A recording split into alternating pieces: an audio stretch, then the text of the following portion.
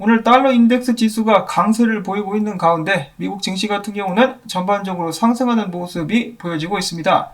비트코인 같은 경우는 어제 잠깐 미끄러졌었으나 다시 한번 34,742달러를 기록하면서 반등을 이어가려고 노력하고 있는 가운데 이더리움 같은 경우는 2,262달러를 기록해주면서 선전하고 있는 모습이 보여지고 있습니다. 그리고 오늘 미국에서 암호화폐 관련된 청문회가 열렸었는데요. 여러분들도 예상하셨겠지만 암호화폐에 대해서 쓴소리를 하는 의원들이 있었다고 합니다. 여기 있는 브래드 셔먼 의원 같은 경우는 몇 년 전부터 거의 암호화폐 초기 때부터 암호화폐에 대해서 안 좋은 이야기들을 늘어났었던 사람인데요. 그는 이번 청문회에서도 암호화폐는 변동성이 매우 크다. 차라리 사람들에게 주식시장이나 캘리포니아 복권에 내기를 하도록 놔두겠다라고 주장을 했다고 합니다. 그러면서 그는 암호화폐는 탈세를 지지하는 무정부주의자들의 정치적인 지지를 받고 있기 때문에 우리는 그것을 폐쇄시킬 수 있으면 좋겠다라는 망발을 짓거렸습니다. 이에 대해서 톰 에머 의원은 받아치기를 암호화폐를 통해서 소비자가 편리한 금융 서비스에 접근할 수 있다라고 이야기를 했다고 하네요. 참고로 이 암호화폐 폐쇄를 주장한 브래드 셔먼 의원은 이렇게 생겼습니다. 딱 봐도 이제 굉장히 원래 사람을 외모로 평가하면 안 됩니다. 그러면 안 되는데 정말 뭔가 심술궂고 탐욕스럽게 생겼죠. 가가멜이 생각나는 그런 면상이 아닌가. 정말 지독하게도 몇 년째 비트코인을 때리려고 노력을 하고 있는 양반입니다. 계속해서 미국 하원 의원 빌 포스터 같은 경우는 랜섬웨어 이슈가 암호화폐 내 지위를 약화시키고 있다. 암호화폐에 대한 반대 여론이 거세지고 있는데 사실상 의회에서는 익명의 암호화폐 거래에 참여하는 것 자체를 범죄에 가담하는 것으로 봐야 한다는 정서가 존재한다라고 이야기를 하기도 했었습니다. 여전히 익명성 암호화폐에 대해서는 인식이 안 좋다라는 것을 확인해 볼 수가 있었고 또 다른 암호화폐에 반대하는 맥신 워터스 의원 같은 경우는 이야기하기를 위원회가 암호화폐 시장 조사를 시작했다라고 밝혔습니다.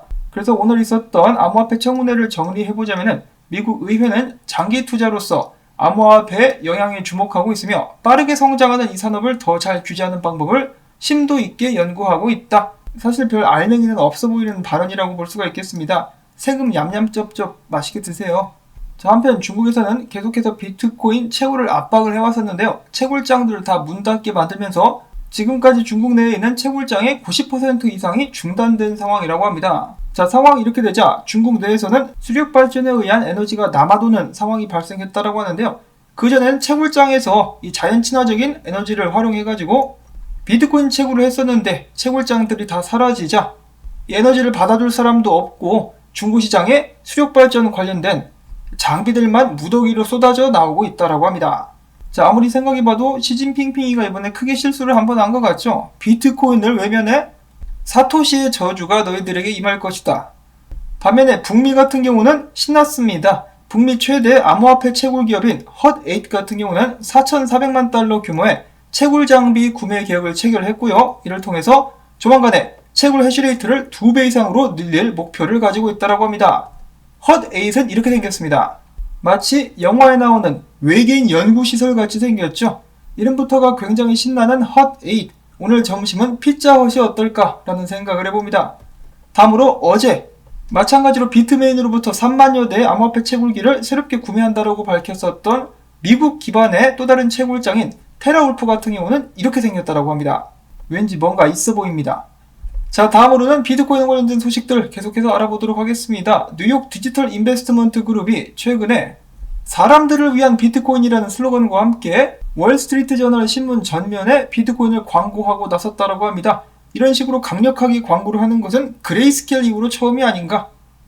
또한 여기서 그치지 않고 그들은 최근 NCR 코퍼레이션과 모바일 애플리케이션으로 은행과 신용조합 2,400만 명의 이용자들이 암호화폐 거래를 할 수 있는 제휴 계약을 또 체결을 했다고 하네요. 이 은행들 중에는 지역은행들도 포함되게 될 것이라고 합니다. 이어서 한 가지 그들이 정말 잘했다라고 생각되는 부분들은 보통 이 암호화폐를 투자하게 될 때 많은 사람들이 수탁에 대해서 걱정을 하게 되는데 뉴욕 디지털 투자그룹 같은 경우는 우리가 수탁을 맡아주겠다라고 하면서 기존 은행들이나 사람들의 암호화폐 투자에 대한 부담을 덜어준다라고 하네요. 굉장히 머리를 잘 쓴 것이 아닌가. 그런 의미에서 미국 시민들이 비트코인 가시화를 외쳐볼 수 있기를 바라보고 자, 그 반면에 미국에서는 최초로 암호화폐 업계에 뛰어들면서 관련 서비스를 제공한다라고 밝혀가지고 많은 주목을 받았었던 뉴욕 멜론은행의 자회사가 비트코인은 기관 투자로 적합하지 않다라고 발표를 해가지고 또 충격을 안겨다주고 있습니다. 그 이유는 바로 비트코인의 구조상 한계, 그리고 느린 결제와 값비싼 가격 때문이다라고 이야기를 했는데요. 제가 봤을 때는 핑계가 아닌가. 어디서 감히 모 회사가 지금 비트코인 관련 사업을 하는데 자회사가 이런 식으로 피해가 될 수 있는 발언을 한다? 제가 봤을 때는 얘네들이 비트코인 더 낮은 가격, $20,000 중반에서 아가리를 쫙 벌리고 있었는데 지금 반등하니까 불안해가지고 이러는 것은 아닌가?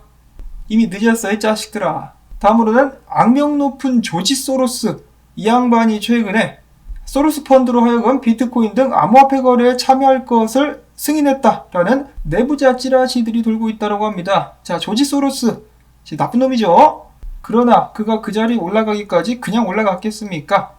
그가 봤을 때 비트코인이 투자 가치가 있다? 이것은 비트코인의 가치를 다시 한번 확인해 볼 수 있는 그런 부분이 아닌가 라는 생각을 하게 되고요. 그럼에도 불구하고 최근에 비트코인 가격 하락과 함께 활성 주소수가 급감하게 되었다고 합니다.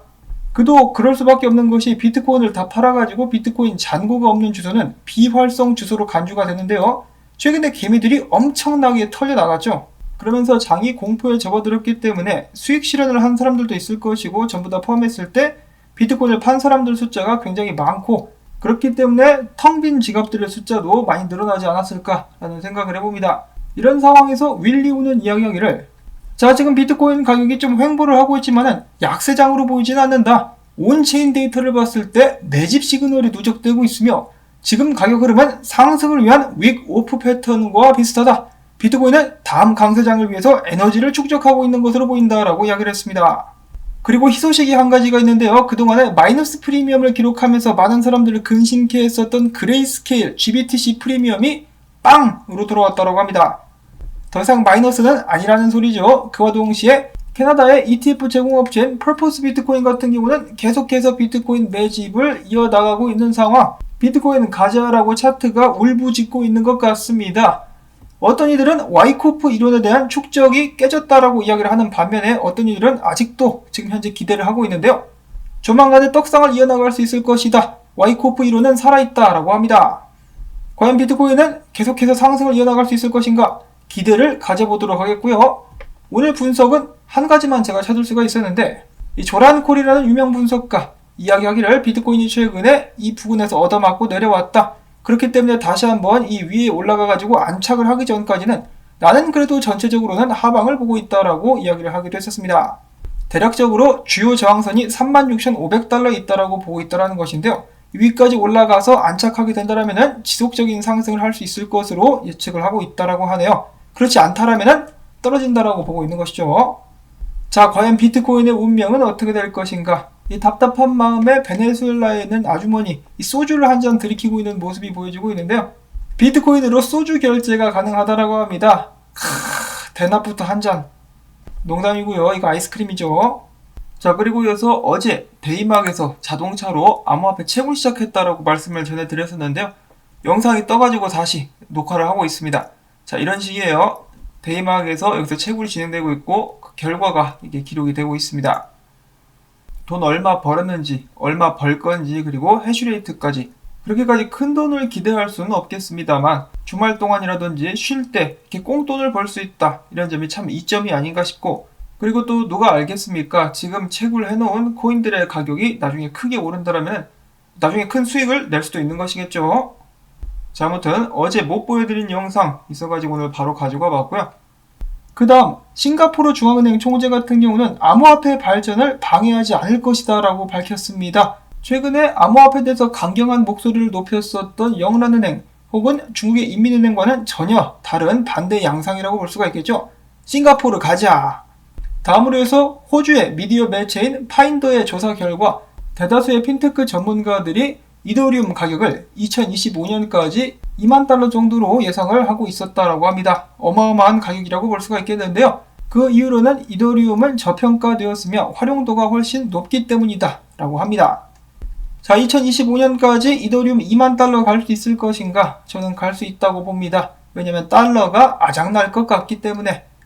한편 이더리움 사토시 차트는 굉장히 강력한 모습을 보여주고 있습니다. 늠름하죠? 알트코인들과 함께 행진하고 있는 이더리움. 다음으로 해서는 패치 AI에 관련된 소식이 있습니다. 패치 AI가 디파이 에이전트를 출시한다라고 합니다.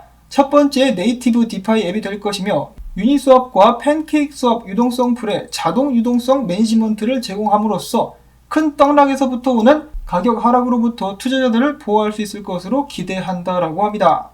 다음으로는 비체인, 이 중국계 코인이죠. CAPC로부터 AAA 기업 인증을 받았다라고 하네요. 무슨 중국계 인증인 것 같은데요. 일단 중국에서 살아남는데 전혀 무리는 없어 보이는 비체인이라고 볼 수가 있겠습니다. 그 다음으로 해서는 크립토닷컴 관련된 소식이 있습니다. 크립토닷컴이 벌써 출범 5주년이 됐는데요. 이 5주년을 기념해서 총 $50만 규모의 미스터리 박스 NFT 드롭을 진행한다고 합니다. 해당 이벤트에 참여하기 위해서는 크립토닷컴 NFT 페이지에 가셔가지고 미스터리 박스를 구매하시면 되는데요. 최대 보상은 1개의 비트코인이라고 하네요. 랜덤 보물찾기라고 볼 수가 있겠고 한국 기준 30일 오후 10시부터 시작되게 될 것이라고 합니다. 이어서 크립토닷컴 같은 경우는 최근에 F1 글로벌 전 세계적인 카트라이더 대회죠. 그쪽과 파트너십을 맺었다라는 소식이 나왔었고 미국 사시는 분들께는 도움될 만한 소식, 크립토닷컴의 가상 비자 카드가 미국에서 사용 가능하다라고 합니다. 또한 이 카드 같은 경우는 8%의 캐시백이 주어지게 될 것이고 애플페이와 구글페이, 삼성페이와 손쉽게 연동이 가능하다라고 하네요. 다음 마지막 소식으로는 세타 토큰의 메인넷 3.0이 성공적으로 출시가 됐다고 합니다. 자, 이렇게 해서 오늘 나온 정보들 함께 돌아봤는데요. 분위기가 나쁘지 않죠? 부디 좋은 소식들 및 좋은 상승들이 나와줄 수 있기를 바라보면서 오늘 영상은 여기서 또 마무리를 짓도록 하겠습니다. 여러분들께 도움이 되셨다면 토마토밭의 피자헛 피자 던지기 광고 영상 시청을 통해서 부탁을 드리면서 저는 다음에 새로운 소식 가지고 인사를 드리도록 하겠습니다. 안녕히 계십시오.